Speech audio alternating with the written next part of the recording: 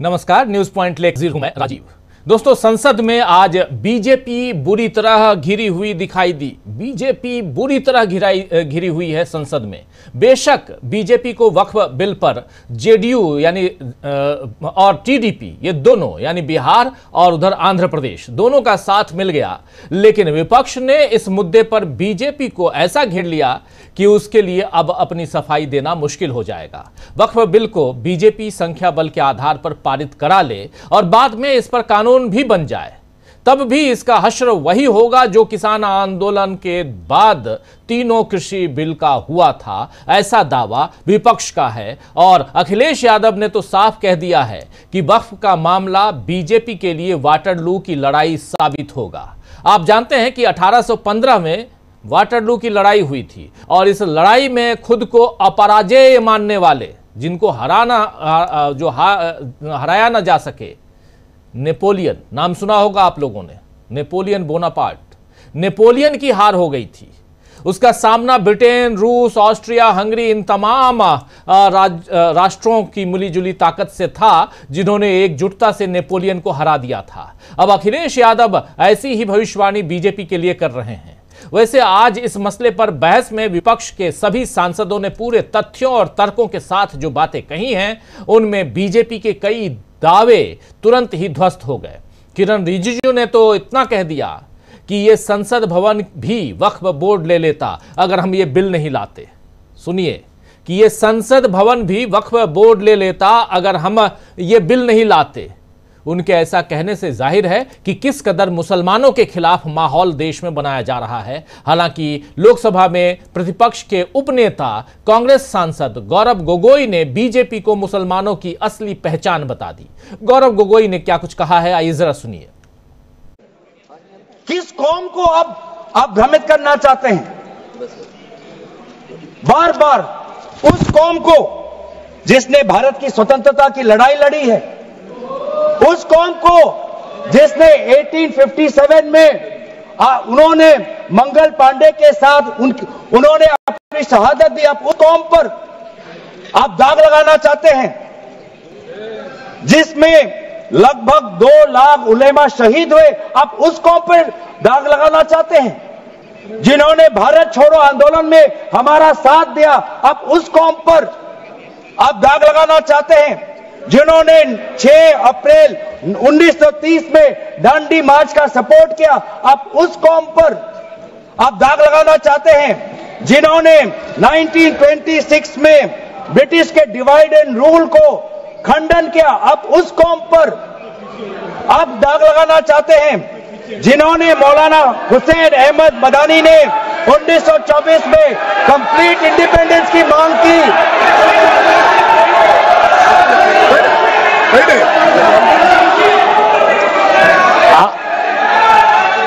जब आप लोग भारत छोड़ो आंदोलन का समर्थन नहीं कर रहे थे, उस कौम ने भारत छोड़ो आंदोलन का समर्थन किया। जब आप लोग अंग्रेजों को मर्सी पिटीशन लिख रहे थे, वो माल्टा में 3 साल और इजिप्ट में उन्होंने शहादत दी। आप किस कौम पर दाग लगाना चाहते हो जिन्होंने 1924 में जिन्ना के 2 नेशन की थियरी को पूरी तरीके से नकारा? आप उस कौम पर लगा रहे हो। सर, यही है इनका डिवाइड एंड रूल। यही है इनका डिवाइड एंड रूल। तो सुन रहे थे आप यहां गौरव गोगोई को। गौरव गोगोई ने यह भी बता दिया कि 2023 में 5 बार माइनॉरिटी कमेटी की बैठक हुई, लेकिन वक्फ का मामला उन बैठकों में नहीं उठा।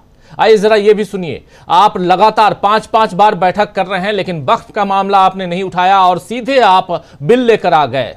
आखिर आपकी नीयत क्या है, इससे ये जाहिर होता है। सुनिए जरा यहां गौरव गोगोई को एक बार फिर। 23 सन के वर्ष में 4 बार माइनॉरिटी अफेयर्स कमेटी की बैठक हुई। मुंबई में हुई 13 जुलाई, दिल्ली में हुई 21 जुलाई को, लखनऊ में हुआ 24 जुलाई को, दिल्ली में 2 बार हुआ 20 सितंबर और 7 नवंबर को। मैं आदरणीय सरकार से दरखास्त करूंगा कि इन 5 सरकारी मंत्री जो मीटिंग हुई मिनिस्ट्री ऑफ माइनॉरिटी अफेयर्स का, उनका मिनट्स टेबल पे रखे। एक भी मीटिंग में नया वक्फ अमेंडमेंट बिल चाहिए, उसका जिक्र भी नहीं हुआ था, जिक्र भी नहीं हुआ। तो 5 बार आप बैठक करते हैं लेकिन एक भी मीटिंग में, और यह दावे के साथ यहां गौरव गोगोई कह रहे हैं कि मैं दावा कर रहा हूं कि उस मिनट्स को लेके आइए, उस मीटिंग में आखिर हुआ क्या था, लेकिन वक्फ बिल के बारे में आपने क्यों नहीं बात की। इधर अखिलेश यादव ने भी आज बीजेपी की जमकर क्लास ले ली। उन्होंने किरण रिजिजू को लेकर कहा कि वो माइनॉरिटी हैं, इसीलिए यहां पर, लेकिन समझना चाहिए कि किरण रिजिजू आखिर आप ऐसा क्यों कर रहे हैं। आइए जरा सुन लीजिए अखिलेश यादव को क्या कह रहे हैं, सुनिए। मंत्री जी बताएं हमें, वो खुद भी माइनॉरिटी हैं, भगवान बुद्ध के रास्ते पे चलते हैं। भगवान बुद्ध का रास्ता दूसरा है। हम आपको अपना मानते हैं तब भी जब आप हमारे बहुत सारे ग्रंथों को नहीं मानते, तब भी हम आपको अपना मानते हैं। आप हमारे पुराणों को नहीं मानते हैं, आप हमारे उपनिषदों को नहीं मानते हैं, लेकिन सोचिए हम हिंदू वो लोग हैं जो आपको स्वीकार करते हो, गले लगा करके चलते हैं। अब मैं दूसरे धर्म पे नहीं जाऊंगा, कोई नाराज हो सकता है, मैं दूसरे धर्म के बारे में नहीं जा सकता, मैं केवल यही बताता हूं। और मैं उत्तर तो यहां साफ साफ अखिलेश यादव कह रहे हैं कि आप खुद माइनॉरिटी हैं, यहां किरण रिजिजू को बोल रहे हैं, और दूसरे धर्म पे मैं नहीं जाऊंगा, लेकिन साफ बता रहे हैं कि माइनॉरिटी के साथ आप खुद माइनॉरिटी में रहते हुए भी आप कर क्या रहे हैं। इधर एक तरफ संसद में घमासान था तो दूसरी तरफ वहीं बिहार में भी बीजेपी को घेरने का काम तेजस्वी यादव कर रहे थे। और आज जिस तरह जेडीयू ने वक्फ विधेयक में बीजेपी का साथ दिया, उसके बाद जाहिर हो गया है कि नीतीश कुमार पूरी तरह सरेंडर कर चुके हैं। आज तेजस्वी यादव ने मोदी और शाह को ललकारते हुए पूछा कि बताएं 11 सालों में बिहार को कितना दिया और गुजरात को कितना दिया। आइए जरा सुन लीजिए उधर बिहार से तेजस्वी यादव कैसे ललकार रहे थे इधर अमित शाह को और नरेंद्र मोदी को, सुनिए। और क्या कह रहे हैं कि बाढ़ नियंत्रण के लिए सरकार जो है अब काम करेगी। 20 साल से क्या कर रहे थे, कहां गायब थे। हमारा कुछ सवाल है जिसका जवाब मुझे पता है कि वो देने लायक नहीं है।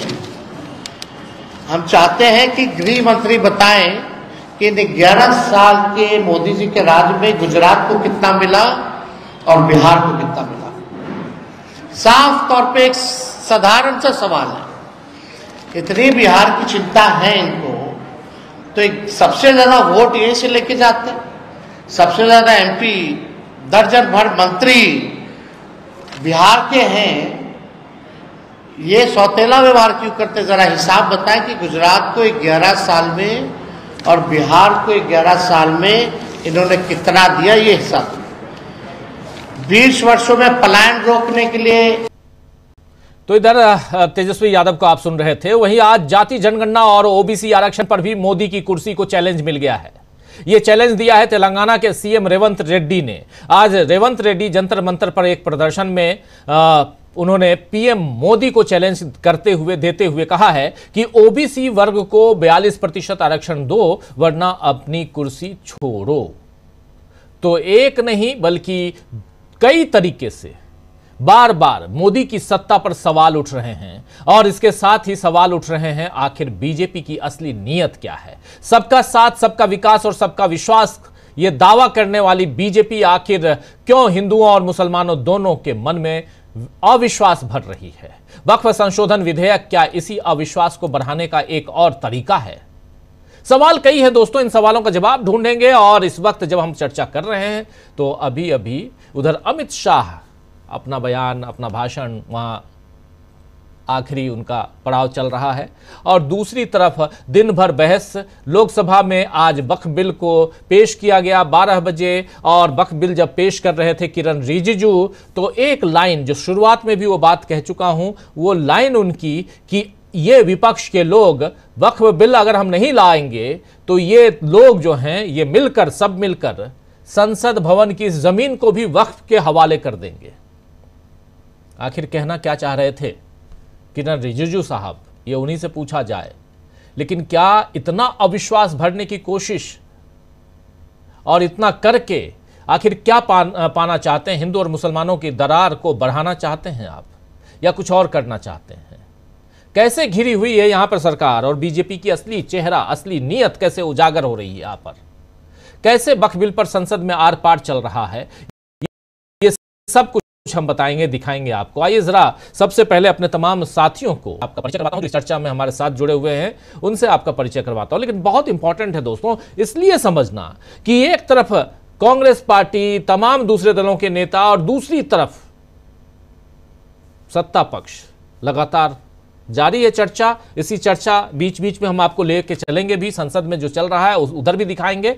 और हमारे दूसरे स्ट्रीम में, दूसरी लाइन में आप ऑलरेडी संसद की गतिविधियों को देख रहे होंगे लगातार सुबह से, और इस बीच भी, इस कार्यक्रम में भी बीच बीच में हम आपको लेके चलेंगे। हमारे साथ 4 वरिष्ठ साथी जुड़े हुए हैं। शकील अख्तर जी हैं, प्रशांत टंडन जी हैं, सुनील शुक्ला जी हैं, डॉक्टर राकेश पाठक जी हैं। शकील अख्तर जी, संसद से आप सबका स्वागत करता हूं इस कार्यक्रम में, और स्वागत, इस्तकबाल आप तमाम दोस्त साथी शुभचिंतक आप सबका जो अब तक जुड़ चुके हैं उनका भी, जो जुड़ने वाले हैं उनका भी इस कार्यक्रम में। बहुत अहम कार्यक्रम आज का, बहुत अहम दिन, बहुत महत्वपूर्ण दिन उनके लिए जो इस देश के लोकतंत्र की रखवाली करना चाहते हैं।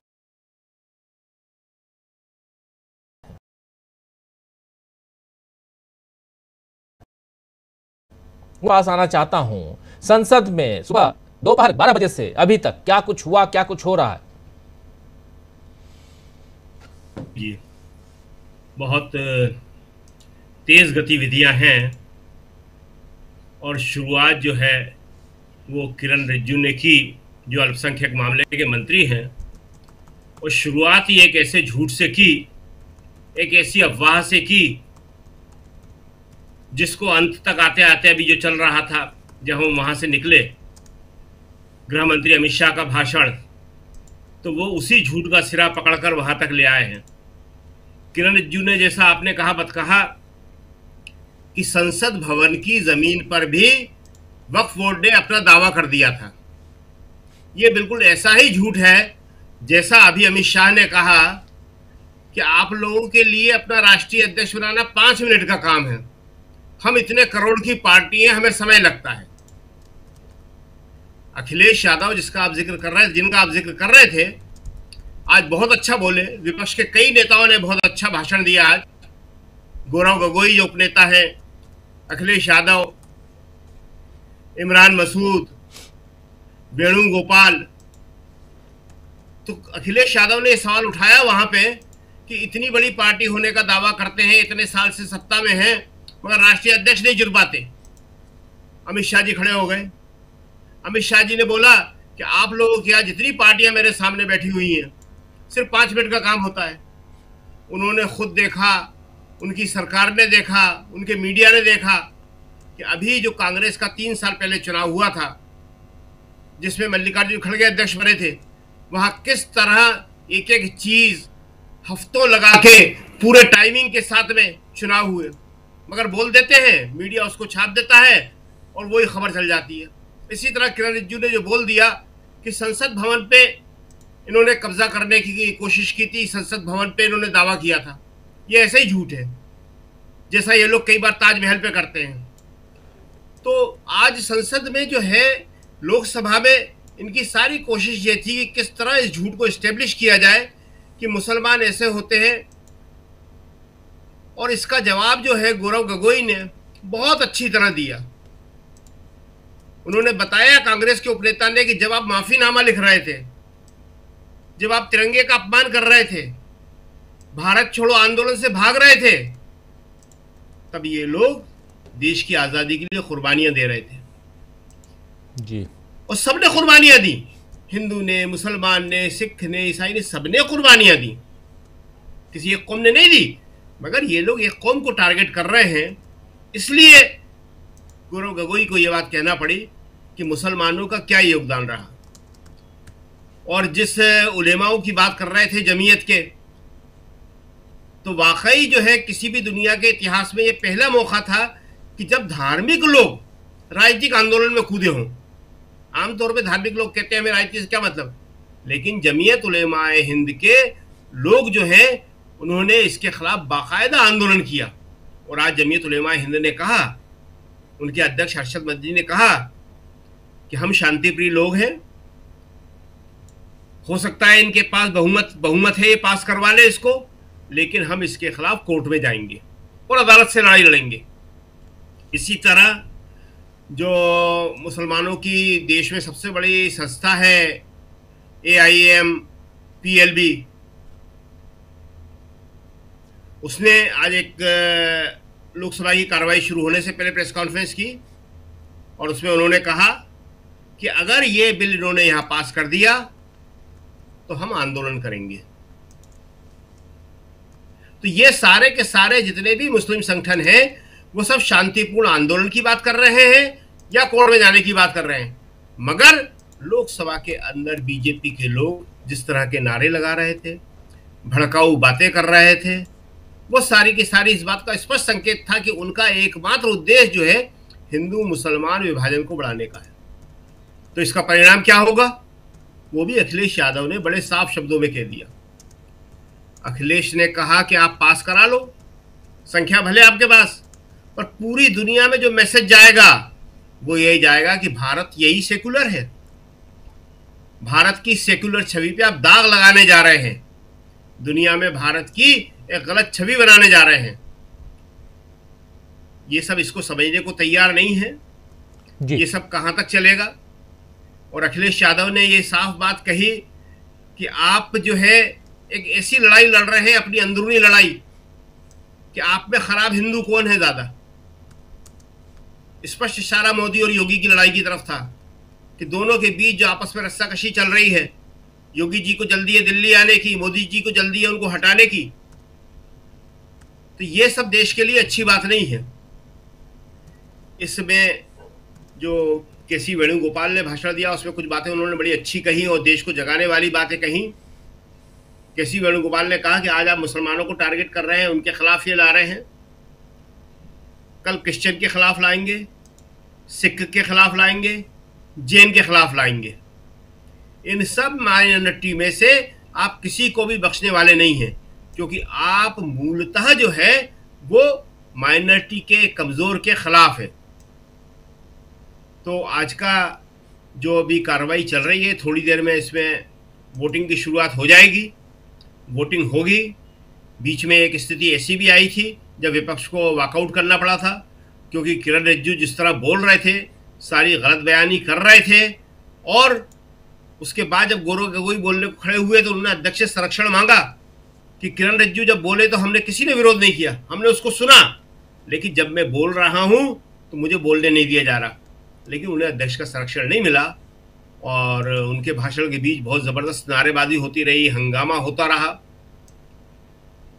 विपक्ष ने एक बार वॉकआउट भी किया, बिल्कुल अपनी नाराजगी भी जाहिर की, और अभी थोड़ी देर बाद हम देखते हैं कि वोटिंग होगी, उसमें क्या होता है, और आगे अभी कुछ और स्पीकर बोलने वाले हैं तो उसमें क्या होता है। जी बिल्कुल बिल्कुल बिल्कुल, हम लगातार लाइव आपको दिखा रहे हैं। दूसरे स्क्रीन पे आप देख रहे हैं कि संसद में क्या कुछ चल रहा है, और अभी बिहार से सांसद हैं INC से, कांग्रेस पार्टी से, वो मोहम्मद जावेद, वो अभी अपना बयान दे रहे हैं, इस मसले पे अपनी बात रख रहे हैं। तो आप एक बिल्कुल राइट साइड में जो स्क्रीन है, इसी स्क्रीन पर जो आप बॉक्स देख रहे हैं, विंडो देख रहे हैं, उसमें, और दूसरी तरफ हमारे 4 साथी यहां, जिनमें से शकील अख्तर जी अपनी बात रख रहे थे। चूंकि शकील अख्तर जी दिन भर संसद की इसी कार्रवाई को देख रहे थे, समझ रहे थे, तो आप तक बिल्कुल आंखों देखा हाल सुना रहे थे, पहुंचा रहे थे।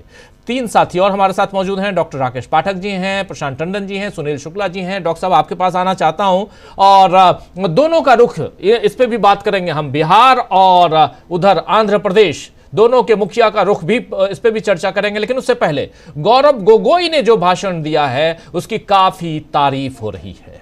गौरव गोगोई ने एक एक ऐसे मसले को बिल्कुल वहां रखकर सामने, इतनी तैयारी से वो आए थे कि शायद सत्ता पक्ष भी थोड़ा चौंक गया होगा कि आखिर करें तो क्या करें। आइए जरा एक बाइट और सुनाता हूं गौरव गोगोई की, फिर डॉक्टर राकेश पाठक जी के पास आता हूं और समझते हैं कि इस बिल का आगे क्या होने जा रहा है, इसकी प्रतिक्रिया में देश के अल्पसंख्यक अब क्या करने जा रहे हैं, इस सब पे बात करेंगे हम। लेकिन पहले गौरव गोगोई को सुनिए। अपनी संवेदना जता रहे हैं। सर, कुछ हफ्ते पहले देश में विभिन्न जगहों में लोगों ने ईद की शुभकामनाएं एक दूसरे को दी, और क्या आपको पता है कहां कहां इनकी डबल इंजन की सरकार ने लोगों को रास्ते पे ईद का नमाज भी पढ़ने नहीं दिया। और ये बात करेंगे आप अल्पसंख्यकों के प्रति अपनी संवेदना जताते हैं। मैं पूछना चाहता हूं कि आपके लोकसभा में कितने एमपीज अल्पसंख्यक हैं? पहले उसका विवरण दीजिए और फिर हमें बताइए कि आपके दिल में कितना संवेदना है। सर, मेरा तो मैंने जिस दिन भी ये बिल इंट्रोड्यूस हुआ उस दिन भी आदरणीय मंत्री को मैंने सुना और आज भी मैंने उनको सुना।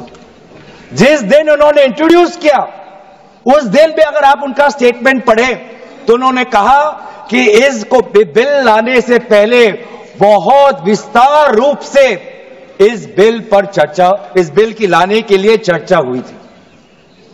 सर, पूरा का पूरा मिसलीड।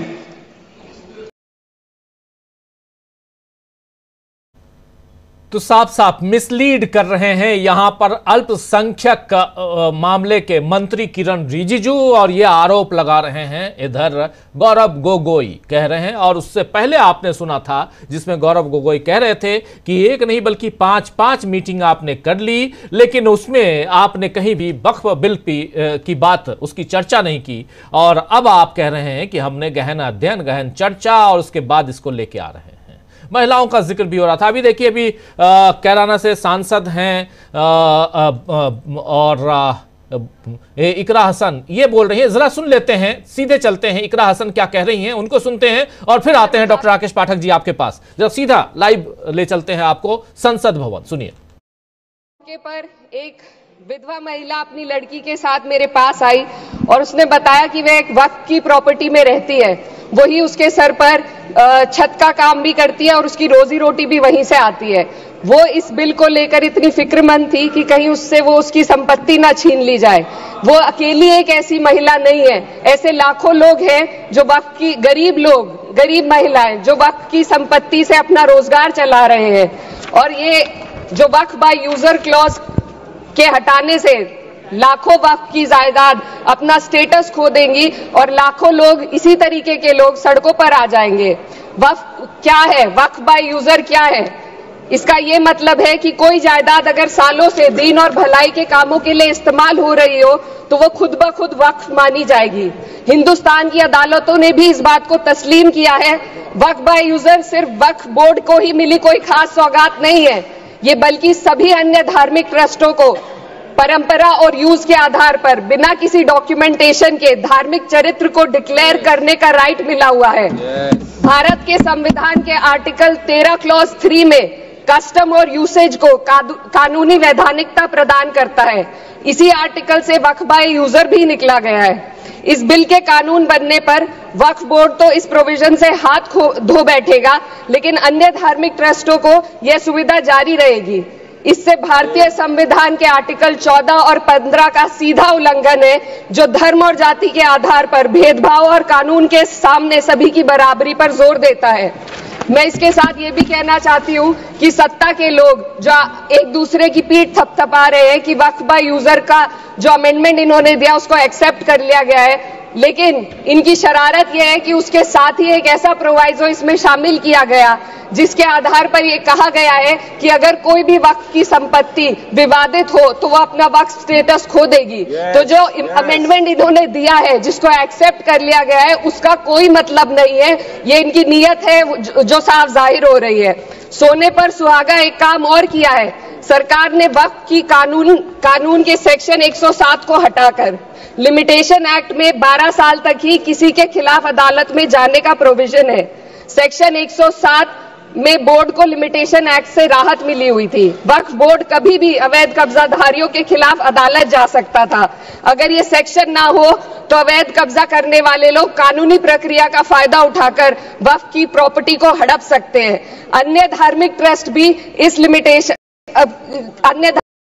धार्मिक ट्रस्टों पर भी ये लिमिटेशन एक्ट लागू नहीं होती, तो फिर वक्फ बोला रवैया क्यों किया जा रहा है? धर्म को देखकर दोहरी नीति क्यों अपनाई जा रही है? सेक्शन 107 और वक्फ बाय यूजर को अगर एक साथ पढ़ा जाए तो इससे लाखों वक्फ की प्रॉपर्टी पर कब्जा किया जाएगा। इसलिए ये बिल मुसलमान की भलाई का नहीं बल्कि उनके वजूद और विरासत को मिटाने का बिल है। हिंदुस्तान में बहुत सारे धार्मिक ट्रस्ट हैं जिसमें उस खास मजहब के लोग शामिल होते हैं और उसका इंतजाम करते हैं, और ये बात समझ में आने वाली भी है क्योंकि जो व्यक्ति अपने मजहब के रीति रिवाज को जितना अच्छे से समझ सकता है किसी अन्य मजहब का व्यक्ति नहीं समझ सकता।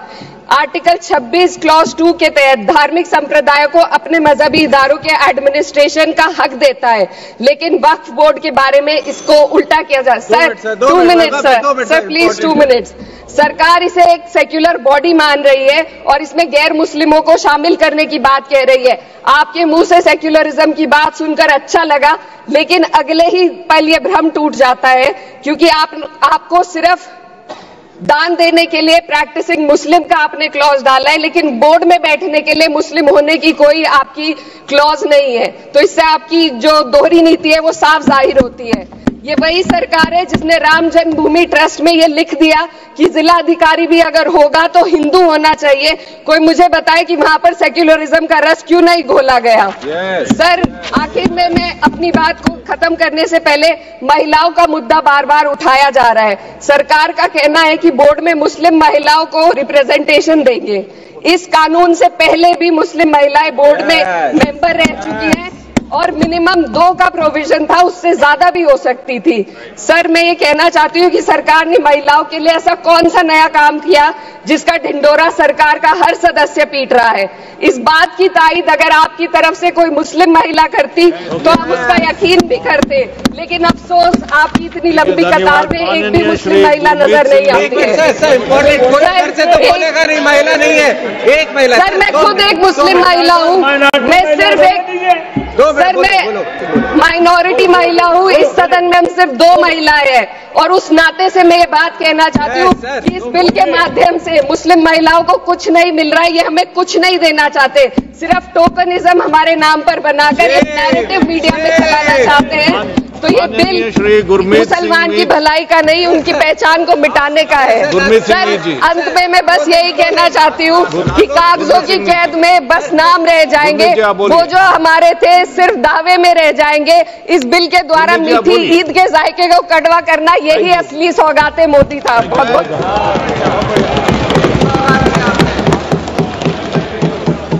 धन्यवाद सभापति जी। मैं जिहड़ा वक्फ अमेंडमेंट बिल है इहदे विरोध दे विच खड़ा होया। तो सुन रहे थे आप यहाँ पे डॉक्टर साहब इकरा हसन शानदार ढंग से अपनी बात रखते हुए महिलाओं का जिक्र बार बार। अमित शाह ने अभी भाषण दिया, अमित शाह ने भाषण में देखिए कैसे सरकार गुमराह करती, मुझे समझ में नहीं आता कि अमित शाह कह रहे हैं कि वक्फ में कोई गैर इस्लामिक सदस्य नहीं आएगा ही नहीं। आपके मंत्री बिल रखे हैं और बिल में एक बार नहीं 25 बार कह दिए कि इसमें गैर इस्लामिक लोग भी रहेंगे। सेकुलरिज्म का पाठ पढ़ा रहे हैं आप। महिलाओं की बात आप कर रहे थे कि कम से कम 2 महिलाएं रहेंगी और 2 महिलाएं ही अल्पसंख्यक हैं यहां पर इस सदन में जिसमें इकरा चौधरी इकरा हसन कह रही हैं अपनी बात रखते हुए, आप सबने सुन लिया। तो कौन किसको? आप इतना कह रहे हैं कि ये वक्फ वाले जो हैं ये संसद भवन की जमीन भी ले जाएंगे। आप किसको गुमराह कर रहे हैं? सरकार हैं आप डॉक्टर साहब। देश को गुमराह कर रहे हैं सर ये लोग, और आज से नहीं कर रहे हैं, पिछले 99 साल से इनका पूरा वैचारिक कुनबा झूठ, अफवाह और मिथ्या तथ्यों के साथ देश को गुमराह करने में लगे हुए हैं। पहले एक लाइन में मैं कह दूं कि वो जो शुरू में गौरव गोगोई ने भाषण दिया, आपने सुनवाया देश को, पूरे देश ने सुना इस दिन में, वो भाषण भारतीय जनता पार्टी, नरेंद्र मोदी, अमित शाह, इन सब लोगों को कई दिनों तक याद रहेगा। उनके कानों में इसकी अनुगूंज रहेगी कि गौरव गोगोई उन तथ्यों को भरी संसद में रेखांकित कर रहे हैं जो ऐतिहासिक रूप से सिद्ध है। उन्होंने बिल्कुल ठीक याद दिलाया कि आप उस कौम पर सवाल उठा रहे हैं जो देश की आजादी की लड़ाई में शामिल थी और आप माफीनामे लिख रहे थे, आप भारत छोड़ो आंदोलन के खिलाफ थे। ये सारी चीजें ऐतिहासिक रूप से प्रमाणित है और भारतीय जनता पार्टी, राष्ट्रीय स्वयंसेवक संघ इन लोगों के लिए दुखती रग है। उनके पास कोई तरीका नहीं होता इससे मुंह चुराने का कि जब देश आजादी की लड़ाई लड़ रहा था तब उनका पितृ संगठन राष्ट्रीय स्वयंसेवक संघ, हिंदू महासभा, डॉक्टर हेडगेवार, गोलवलकर, सावरकर कर रहे थे। तो एक तो गौरव गोगोई का आज का भाषण बहुत भारी पड़ने वाला है। तथ्यों के आधार पर भी उन्होंने जितने तर्क दिए और अभी इकरा हसन ने भी बाकायदा बिल में जो चीजें शामिल हैं उनके आधार पर बताया कि आप सिर्फ मुसलमानों को टारगेट कर रहे हैं। दो तीन बातें मोटे तौर पर समझना होगा। राजीव जी, भारतीय जनता पार्टी सरकार पूरे देश के सामने यह स्थापित करना चाहती है कि देश में जितना भ्रष्टाचार है वो सब वक्फ बोर्ड में है। डॉक्टर साहब जो जरा वक्त की रोकना, जमीन डॉक्टर है, साहब बस एक 30 सेकंड 1 मिनट के लिए रोकना चाहूंगा। जरा अमित शाह जी का वो जो दावा है वो उनकी जुबानी सुन लेते हैं, क्योंकि ये कैसे यहाँ पर अगर अमेंडमेंट कर देते हैं तो अच्छी बात है कि यहाँ अब दूसरे गैर इस्लामिक लोग नहीं रहेंगे इस बिल में, बोर्ड में। अगर अमित शाह कह रहे हैं उनका दावा, लेकिन जो बिल रखा गया वो इन दोनों में बहुत फर्क है, जमीन आसमान का फर्क है। अमित शाह को सुन लीजिए जरा 1 मिनट। मान्यवर, आजादी के बाद वही एक्ट को 1954 में वक्फ के केंद्रीकरण के लिए बदला गया। 95 में वक्फ न्याय अधिकरण और वक्फ बोर्डों की स्थापना की। अब ध्यान से सुनिएगा मान्यवर, वक्फ परिषद और वक्फ बोर्ड ये 1995 से आए। ये पूरा झगड़ा जो चल रहा है, आपने नॉन हिंदू को रख दिया और नॉन मुस्लिम को रख दिया, गैर मुस्लिम को रखा। वो झगड़ा वक्फ में दखल करने का है। पहले तो वक्फ में कोई गैर इस्लामिक सदस्य आएगा ही नहीं, ये स्पष्टता समझ लीजिए। ना मुतवल्ली गैर इस्लामिक होगा, ना वाकिफ गैर इस्लामी होगा। मान्यवर, वहां कोई प्रोविजन नहीं है। जो धार्मिक संस्थाओं का संचालन करते हैं उसमें कोई गैर मुस्लिम व्यक्ति रखने का प्रावधान किया भी नहीं है, हम करना भी नहीं चाहते हैं मान्यवर। इसलिए जो बड़े बड़े भाषण करते हैं कि समानता का अधिकार चला गया, दो धर्मों के बीच में समानता नहीं रही, मुसलमानों के धार्मिक अधिकारों के बीच में दखल खड़ी हो जाएगी, कुछ नहीं होने वाला मान्यवर। इस दृष्टि से देखें तो 1995 तक वक्फ की काउंसिल और वक्फ बोर्ड था ही नहीं, वो तो 95 से आया। और मान्यवर, ये जो भ्रम खड़ा किया जाता है कि ये एक मुस्लिम भाइयों के धार्मिक क्रियाकलापों के अंदर, उनके दान की हुई संपत्ति के अंदर दखल करने का है, ये बहुत बड़ी भ्रांति फैलाकर माइनॉरिटी को डराकर अपनी वोट बैंक खड़ी करने के लिए किया जा रहा है मान्यवर। तो सुन रहे थे यहाँ अमित शाह जी अपनी बात रख रहे थे। उधर जरा उनको भी सुन लेते हैं, किरण रिजिजू को भी सुन लेते हैं, जिसमें वो चलिए किरण रिजिजू को थोड़ी देर बाद सुनते हैं, थोड़ा ज़्यादा हो जाएगा, इसलिए थोड़ी सी चर्चा कर लेते हैं क्योंकि एक तरफ अमित शाह, दूसरी तरफ किरण रिजिजू। गौरव गोगोई अपनी बात रख रहे थे, इकरा चौधरी, इकरा हसन, उनको अभी आपने सुन लिया, और ऐसे ही तमाम बहुत सारे नेताओं ने, अखिलेश यादव ने बहुत शानदार भाषण दिया आज। तो इन लोगों की चर्चा आगे हम करेंगे, लेकिन डॉक्टर साहब आपकी बात। मैं अपनी बात जहां छोड़ी थी वहीं से फिर शुरू करता हूं। बिल्कुल। कि देश में ऐसा माहौल बनाया जा रहा है कि वक्फ बोर्डों में भारी भ्रष्टाचार है। जितनी अनियमितताएं इस देश में है वो सिर्फ वक्फ बोर्ड में है, मुसलमानों की जायदादों में।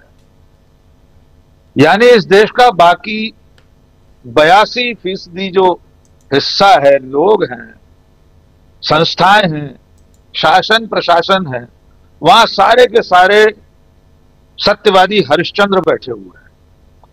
जितनी धार्मिक दूसरी संस्थाएं हैं, जितने ट्रस्ट हैं, जितने बोर्ड हैं, उनमें किसी भी तरह की कोई गड़बड़ी नहीं है। सिर्फ जितनी गड़बड़ी है वो मुसलमानों के इस वक्फ बोर्ड को लेकर। तो क्या यह देश इतना भोला है कि वो ये नहीं जानता कि इस देश में जितना भ्रष्टाचार बाकी जगह है वैसा ही वक्फ बोर्डों में होगा? वो इससे अलग नहीं हो सकते। जितना होगा उतना हमारे तमाम ट्रस्टों में है। राम मंदिर ट्रस्ट की गड़बड़ियां भूल गए क्या हम?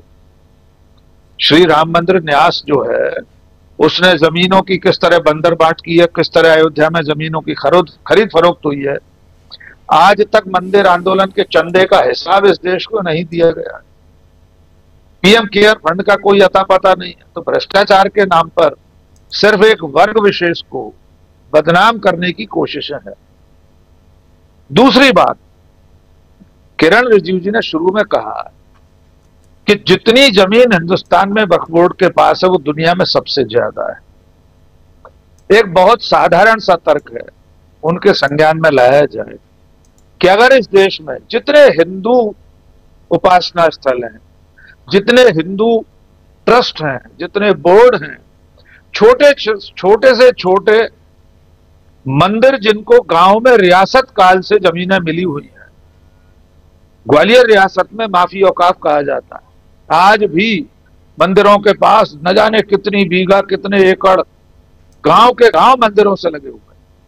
तो अगर इस पूरे देश में जितने हिंदू उपासना स्थल हैं उनके साथ लगी हुई जो जमीनें हैं उन्हें अगर जोड़ लिया जाए तो वे वक्फ से बहुत बहुत ज्यादा होगी जी।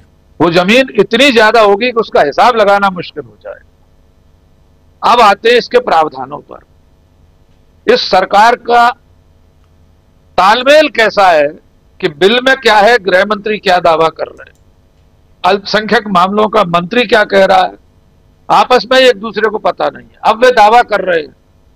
आज आधी रात तक, यानी बीती जो दरमियानी रात थी 1 और 2 अप्रैल की, उस दिन तक पूरा देश ये सोचकर सोया था और आज सुबह जागा भी था कि अब इस बिल के आने के बाद, इस संशोधन के बाद गैर मुस्लिम सदस्य भी उसमें हुआ करेंगे। सरकार ने कोई कोशिश नहीं की इस भ्रम को दूर करने की। आज सदन आधे दिन से ज्यादा चल चुका, तब किसी ने नहीं कहा। अब गृह मंत्री कह रहे हैं कि उसमें ऐसा कोई प्रावधान नहीं है। तो सरकार खुद नहीं जानती कि असल में उसने बिल में किया क्या है। मंशा स्पष्ट है, नियत को समझने की जरूरत है। जो इकरा हसन अभी कह रहे थे, नियत है मुसलमानों को दोयम दर्जे का नागरिक बना देना, उनके प्रति समाज के बहुसंख्यक लोगों का गुस्सा बढ़ाते जाना, लोगों के दिलो दिमाग में यह लाना कि मुस्लिम संस्थाएं तो सारी गड़बड़ियां कर रही। यहीं पर यह सवाल पूछा जाएगा कि कल तिरुपति तिरुमाला ट्रस्ट में मुसलमान हो सकते हैं क्या? शिरोमणि गुरुद्वारा प्रबंधक समिति में हिंदू या मुसलमान हो गए कल को? हो सकता है सरकार कल ये भी कर दे। ये किसी भी हद तक जा सकते हैं। अब 2-3 मोटी बातें शकील साहब उसको और विस्तार से बताएंगे या प्रशांत जी बताएंगे। मूलतः इसमें 2-3 जो हमारे संविधान की जो मूल भावना है, जो मूल प्रावधान है, अनुच्छेद है, उनका भी उल्लंघन है। सबसे पहला तो यही है, जो रिलीजियस फ्रीडम हमें दिया अनुच्छेद 25-26 ने, उसका उल्लंघन है। हर धर्म, हर वर्ग के, हर संप्रदाय को, लोगों को, नागरिकों को अपनी धार्मिक स्वतंत्रता की आजादी है जी। उस पर कुठाराघात है ये बिल। दूसरा है अल्पसंख्यकों के अधिकार, माइनॉरिटीज राइट, आर्टिकल 29-30, आपने उनके अधिकारों को भी कर्टेल कर दिया। और तीसरा बराबरी का दर्जा जो है, सभी नागरिक बराबर है, आर्टिकल 14। सरकार अपनी मनमर्जी से संघीय ढांचे पर भी हमला कर रही है। संविधान निर्माताओं ने केंद्र और राज्यों के अधिकारों को पृथक पृथक रेखांकित किया है। हर चीज स्पष्ट है। जमीन राज्यों का विषय है, केंद्र सरकार अपनी तरफ से दखल देना चाहती है। और जितने प्रावधान हैं जिन पर लगातार संसद में चर्चा चल रही है, उनका कोई जवाब सरकार के पास नहीं। सरकार अपनी मनमर्जी थोपना चाहती है और आने वाले दिनों में सिख, ईसाई, बौद्ध, जैन और हिंदू भी नहीं बचेंगे, उनका भी नंबर आ जाएगा। सरकार को जब जहां मर्जी होगी, जमीनों पर जब सरकार की नजर जिसकी जमीन पर पड़ जाएगी, कोई भी कानून बदलकर इस तरह से मनमाने कानून बनाए जाएंगे, कानूनों में संशोधन किया जाएगा। लेकिन असल मंशा बहुत अच्छी चुटकी ली इकरासन ने कि सेक्युलरिज्म शब्द देखकर अच्छा लगा, जबकि सेक्युलर शब्द तो प्रधानमंत्री नरेंद्र मोदी से लेकर उनके पन्ना प्रमुख तक एक अपशब्द है। खुद प्रधानमंत्री सदन में खड़े होकर एक मौके पर पिछली सरकार में मखौल उड़ा चुके हैं सेक्युलर होने का। तो इनसे सेक्युलरिज्म की उम्मीद तो नहीं ही करना चाहिए जी। सरकार और भारतीय जनता पार्टी की मंशा लगातार अल्पसंख्यकों को, मुसलमानों को हाशिए पर पहुंचाने की है, दोयम दर्जे का नागरिक बनाने की है। वरना इसी सरकार के डबल इंजन की सरकारों में किसी भी थानेदार की, दरोगा की, एडीएम, एसडीएम की हिम्मत नहीं हो सकती थी ये कहने की कि सड़क पर नमाज पढ़ेंगे तो पासपोर्ट रद्द कर दिया जाएगा। किसी थानेदार की औकात नहीं होना चाहिए थी कि वो ये कहता कि छत पर अगर नमाज पढ़ोगे तो मुकदमा दर्ज हो जाएगा। ये डबल इंजन की सरकार है, मुसलमानों को पूरी तरह से समाज की मुख्य धारा से काटना चाहती है। बिल्कुल बिल्कुल। आपने संविधान के आर्टिकल्स यानी अनुच्छेद का जिक्र किया। मैं दोस्तों आप लोगों को बता दूं कि आर्टिकल 25 जिसमें धर्म की स्वतंत्रता का अधिकार है, जिसमें किसी भी धर्म को मानने, आचरण करने, प्रचार करने की स्वतंत्रता है।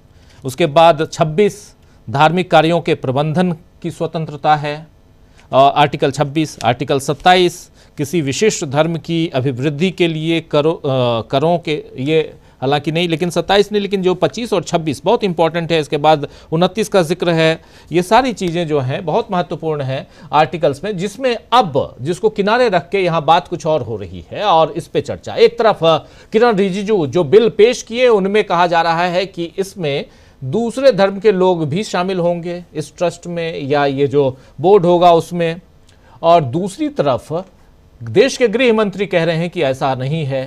तो किसको माना जाए? जो सदन में रखा गया है उसको माना जाएगा? आप तो आए, बोल के चले गए, कल को ज़्यादा से ज़्यादा होगा कि उस पर अपोज होगा, उसको डिलीट कर दिया जाएगा, एक्सपंज कर दिया जाएगा। तो ये जो चीज़ें बहुत इंपॉर्टेंट हैं, इनको समझना ज़रूरी है। ज़रा आना चाहता हूँ प्रशांत टंडन जी आपके पास, और लेकिन उससे पहले जो किरण रिजिजू ने जो बात कही है उसको सुनना बहुत ज़रूरी है। किरण रिजिजू को ज़रा सुनिए। कई लोग अभी लिख रहे थे कि आप क्यों सुना रहे हैं अमित शाह को। सुनिए दोस्तों, थोड़ा सा, कई बार चोट लगती है, चोट लगने दीजिए, लेकिन समझिए कि चल क्या रहा है, यह समझना ज़रूरी है। उनकी जुबानी, एक तरफ अमित शाह है, किरण रिजिजू जिस इस बिल को पेश कर रहे थे तो उन्होंने क्या कुछ कहा है, छोटी सी बानगी उनकी जुबानी सुन लीजिए। 2013 में वक्फ पे यूजर जो आपने प्रावधान डाला, उसके बाद 1970 से एक केस चल रहा था दिल्ली के अंदर में। दिल्ली के अंदर में हमारा सीजीओ कॉम्प्लेक्स है, पार्लियामेंट बिल्डिंग है, कई प्रॉपर्टीज है, और इसको वक्फ बोर्ड, दिल्ली वक्फ बोर्ड ने क्लेम किया कि ये वक्फ प्रॉपर्टीज है। उसके बाद ये केस चल रहा था अदालत में। उस समय यूपीए सरकार ने पूरा सारा जमीन को डी नोटिफाई करके वक्फ बोर्ड को दे दिया। 123 प्रॉपर्टी। अगर आज हम ये संशोधन लेके नहीं आते तो जिस सदन में हम बैठे हैं, ये पार्लियामेंट बिल्डिंग, तो जो बिल पेश कर रहे थे तब ये ऐसे आरोप लगा रहे थे उस समय की यूपीए सरकार की। उसी में उन्होंने आगे भी बातें कही, लेकिन चलिए रहने देते हैं। आप लोगों को कई बार बता चुका हूं कि कहना क्या चाह रहे थे यहाँ पर बिल पेश करते हुए। जरा आना चाहता हूं प्रशांत टंडन जी। इकरा हसन को भी आपने सुना, आपने गौरव गोगोई को भी सुना, आपने अखिलेश यादव को भी सुना।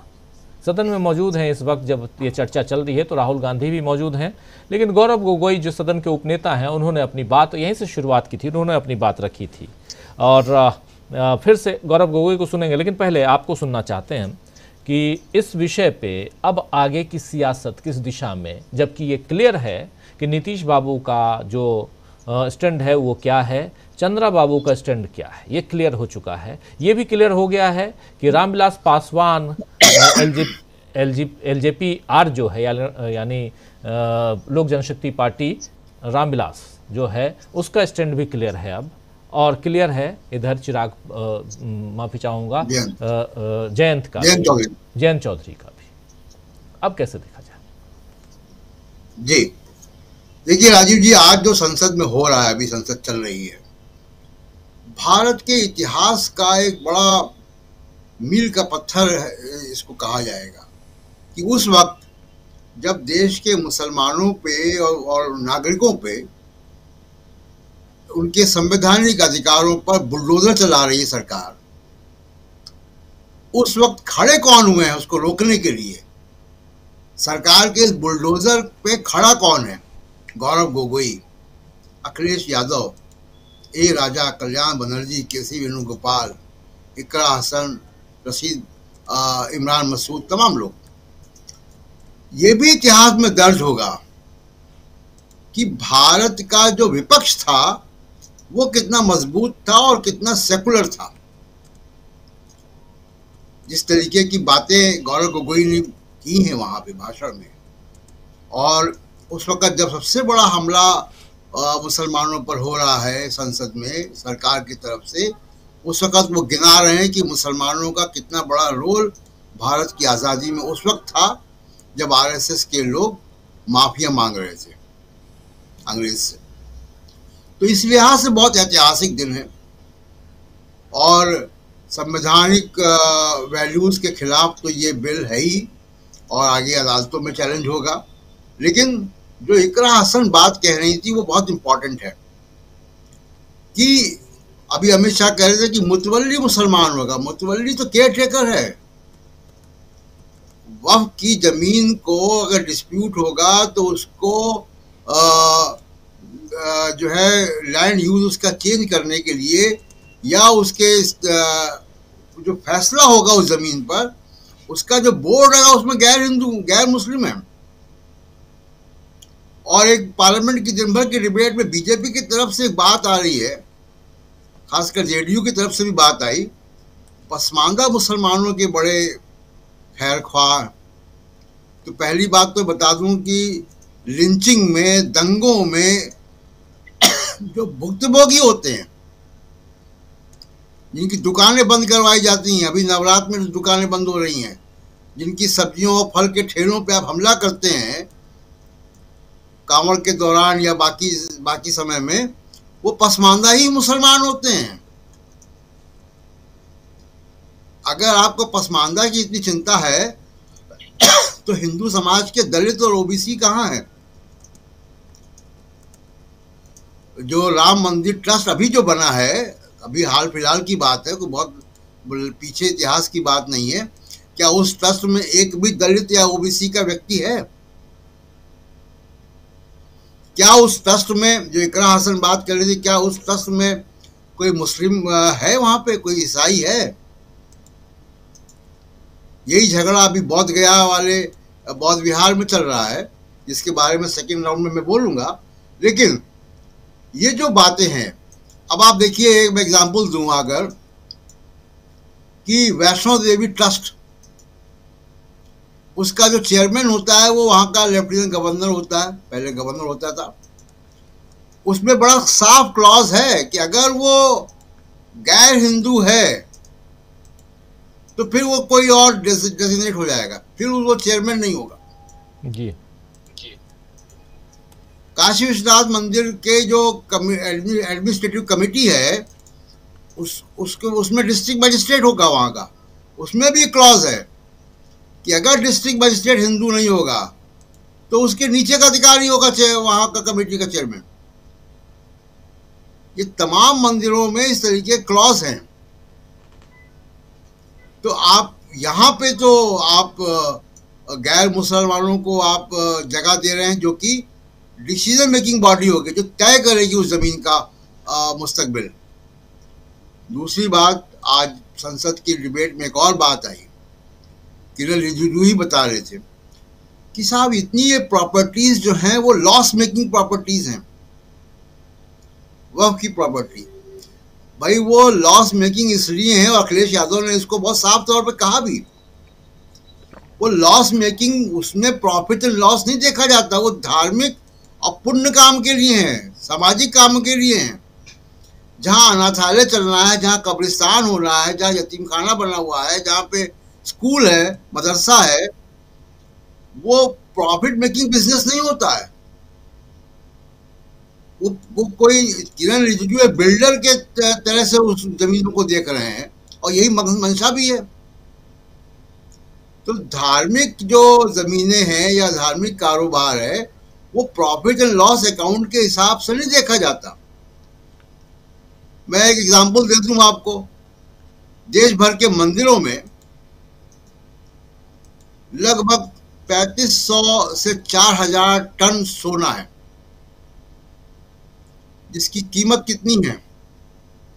170 लाख करोड़ आज के भाव में। भारत के जीडीपी के लगभग बराबर। भारत का जीडीपी 190 करोड़ के आसपास है। भारत के जीडीपी के बराबर सोना मंदिरों में है, तो उसको क्या माना जाए कि ये इन्वेस्टमेंट नहीं है, इसमें स्टॉक मार्केट में इसको नहीं लगाया गया, ये बाजार में नहीं है, ये लॉस मेकिंग है, इसका कुछ हो नहीं रहा है, ये तो मंदिरों में आभूषणों में और दान पेटियों में और मंदिरों के लॉकर्स में रखा हुआ है। तो धार्मिक जो चीज़ें हैं उसमें प्रॉफिट एंड लॉस के नियम नहीं लगाए जाते हैं, लेकिन सरकार की मंशा यही है कि ये वक्फ की ज़मीनों को बेसिकली उनको बिल्डर और अपने मित्रों को देना है, और साथ साथ मुसलमानों को दूसरे दर्जे का नागरिक, उनको अपनी ज़मीन अपने धार्मिक अधिकारों से वंचित करना है। जो बात आप आर्टिकल 25 और आर्टिकल 30 कर रहे हैं जी, आर्टिकल 30 बहुत स्पष्ट तौर पे है। और एक बार अगर आर्टिकल 30 को लांघ कर कोई कानून बन रहा है, तो ये मान लीजिए कि जो किरण रिजिजू हैं वो भी सुरक्षित नहीं है जो इस बिल को पेश कर रहे हैं, क्योंकि आर्टिकल 30 केवल मुसलमानों को प्रोटेक्ट नहीं कर रहा है, वो बौद्ध, जैन, सिख, पारसी, ईसाई सबको प्रोटेक्ट कर रहा है। उन सब के धार्मिक इंस्टीट्यूशंस और बाकी जो इंस्टीट्यूशंस हैं वो आर्टिकल 30 के तहत उनको अधिकार है संविधान के, तो सब खतरे में हैं। आप एक बार उस बैरिकेड को लांघेंगे तो सबके ऊपर खतरा आएगा। दूसरी बात जो राजनीतिक बात है, देखिए टीडीपी, जेडीयू, चिराग पासवान, जयंत चौधरी, इनको अब राजनीति का नया ठिकाना ढूंढना चाहिए, क्योंकि अब इनकी राजनीति, देखिए अभी तो जनता ने सुन के भेज दिया, मुख्यमंत्री बने हुए, आपके पास लोकसभा में सीटें हैं, अगले चुनाव में क्या इसी मुंह से जाएंगे आप?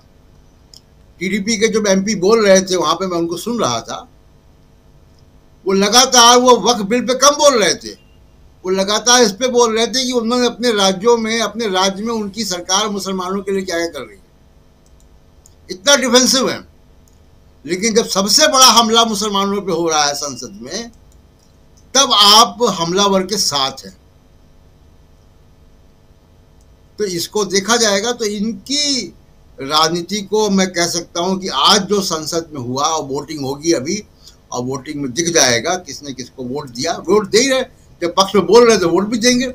बिल्कुल इनकी भविष्य की राजनीति पे सवालिया निशान खड़ा हो गया है आज की तारीख में। जी राजीव, बिल्कुल आप सही कह रहे हैं। इनकी भविष्य की राजनीति पर सवालिया निशान तो है, और खासकर ये जो 4 नेता हैं इन पर तो बहुत ज़्यादा है।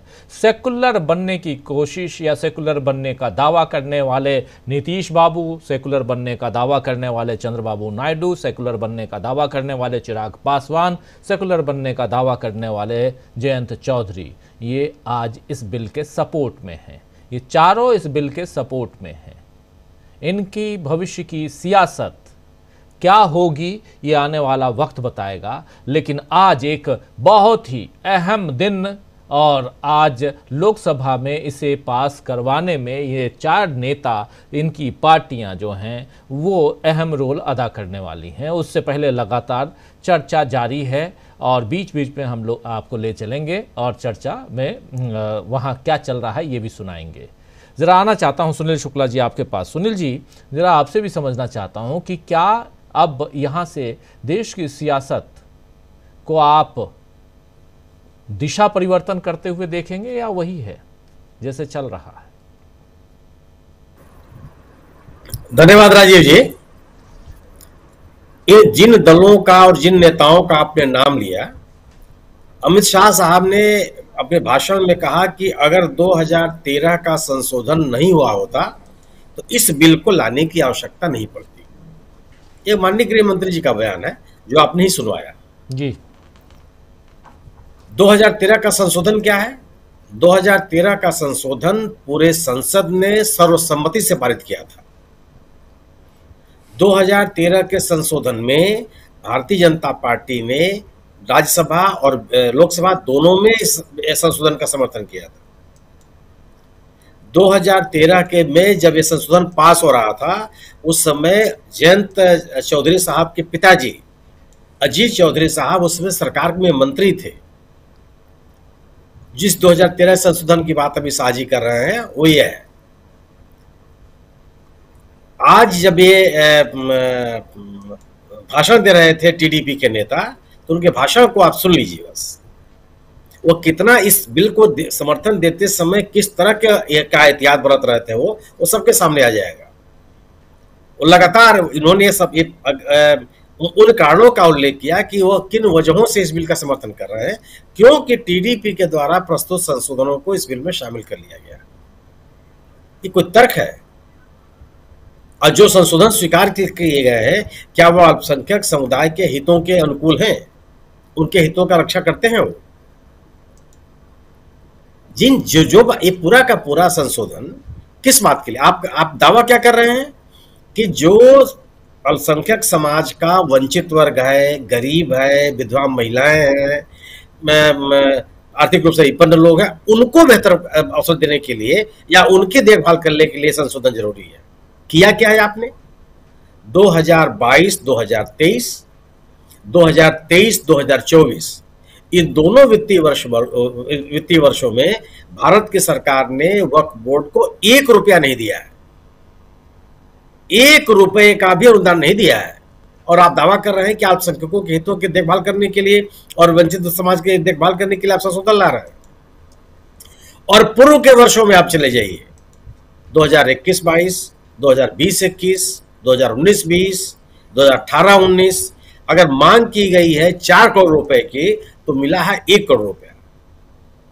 और इन जब से सरकार आई है, जो पैसे दिए भी गए हैं वक्फ बोर्ड को, उन पैसों को अगर आप उनके खर्च का विवरण देख लीजिए तो अधिकतम 20% इन वर्षों में खर्च किया गया है कुल मिलाकर के। और आप बात कर रहे हैं कि आप अल्पसंख्यकों के, वंचित समाज के हितों की रक्षा करने के लिए आप संशोधन ला रहे हैं। संविधान की बात करने वाले लोग और जो ये बात कर रहे हैं, संविधान में भारतीय नागरिकों के बीच आप कोई भेदभाव नहीं कर सकते। सरकार को पूरा हक है कि किसी भी संपत्ति के रख रखाव के लिए, किसी भी संस्था के बेहतरी के लिए संशोधन ला सकती है।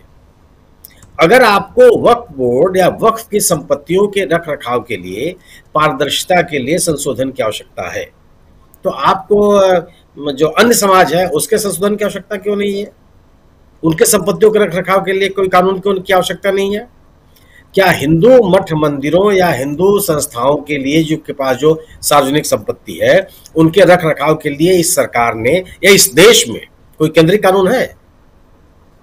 अगर कोई केंद्रीय कानून नहीं है और आप वक्फ के लिए एक कानून लेकर के आ रहे हैं, तो बाकी धर्मों के लिए क्यों नहीं लेकर के आ रहे हैं? वक्फ पे लिख की ही चिंता आपको क्यों होगी? दूसरी चीज, इसमें एक एक आपने मतलब लोगों के अधिकारों के साथ, मौलिक अधिकारों के साथ कितना बड़ा आप खिलवाड़ कर रहे हैं, मजाक बना रखा है आपने।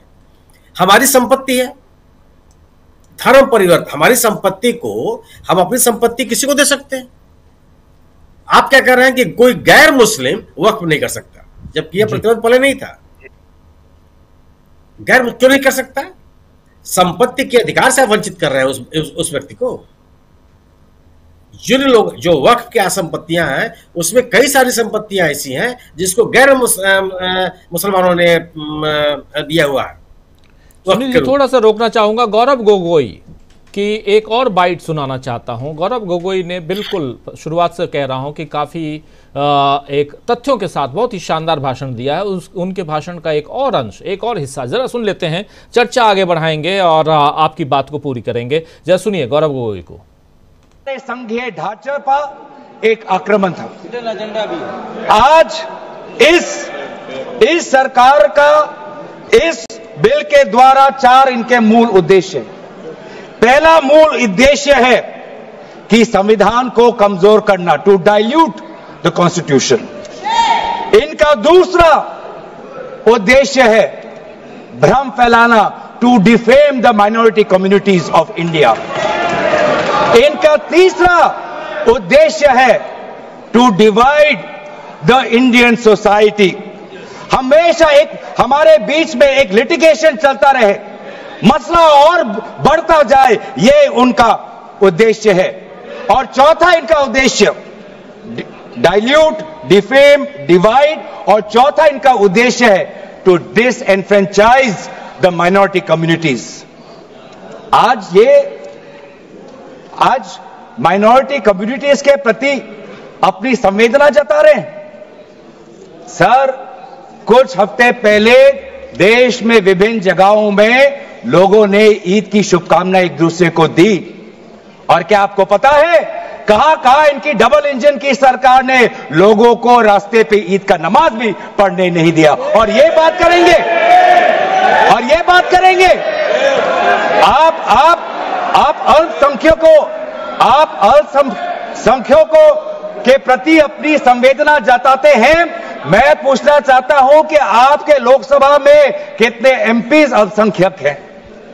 पहले उसका विवरण दीजिए और फिर हमें बताइए कि आपके दिल में कितना संवेदना है। सर, मेरा तो मैंने जिस दिन भी ये बिल इंट्रोड्यूस हुआ उस दिन भी आदरणीय मंत्री को मैंने सुना और आज भी मैंने उनको सुना।